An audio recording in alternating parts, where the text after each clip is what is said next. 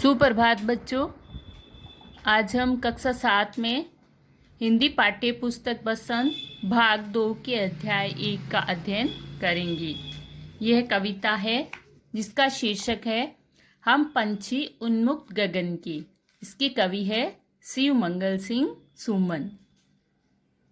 इस कविता के माध्यम से क्या बता रहे हैं कि जिस प्रकार पक्षी है वो खुले आसमान में किस तरह से उड़ते हैं आज़ाद होकर, तो हमको भी पक्षियों की उपमा दी गई है कि हम भी पक्षियों की तरह ही इस आसमान में स्वतंत्र विचरण करें। हम पंछी उन्मुक्त गगन के पिंजरबद्ध न गा पाएंगी, कनक तिलियों से टकराकर पुलकित पंख टूट जाएंगे। मतलब हम पंछी है इस खुले आसमान के, तो हम पिंजरे में बंद होकर हमारा गान है वो नहीं गा पाएंगे।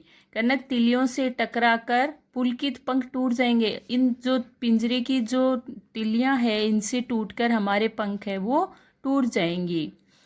हम बहता जल पीने वाले मर जाएंगे भूखे प्यासे, कहीं भली है कटुक निबोरी कनक कटोरी की मैदा से।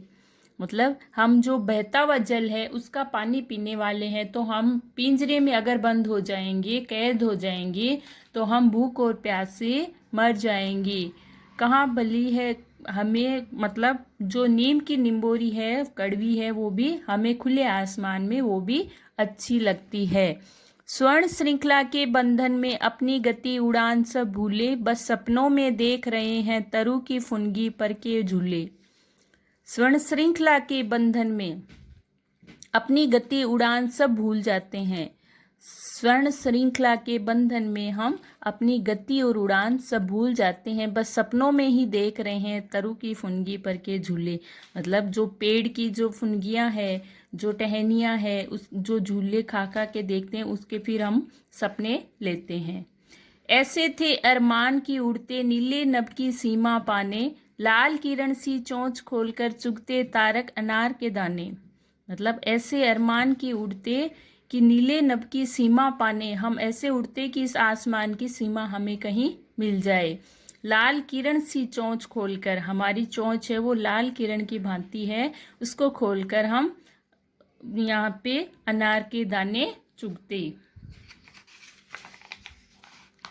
होती सीमाहीन क्षितिज से इन पंखों की होड़ा होड़ी, या तो क्षितिज मिलन बन जाता या तंती सांसों की डोरी। मतलब हम है जो यहाँ की जो क्षितिज से कहते हैं, जैसे हमें दूर से देखने से जो आसमान और धरती का जो मिलन दिखता है उसकी सीमा को पाने के लिए हम पंछियों में हमारे पंखों की होड़ होती कि कौन सबसे पहले सीमा पार जाता है।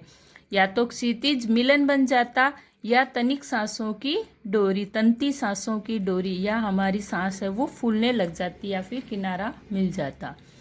नींद ने जो चाहे टहनी का, नीड ने दो चाहे टहनी का, आश्रय छिन भिन कर डालो, लेकिन पंख दिए हैं तो आकुल उड़ान में विघ्न मत न डालो।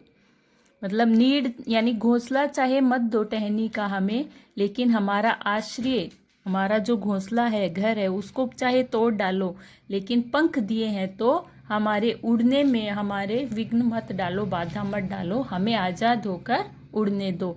ये पक्षियों की उपमा दी है कि मनुष्य भी यही कहना चाह रहा है कि हमें आज़ाद और स्वतंत्र रहने दो, हमारे विचारों को भी खुलकर कहने दो, हमें भी मतलब कहीं पिंजरे में बंद मत करो। तो ये कविता आप कॉपी में लिख लेना और याद कर लेना। धन्यवाद।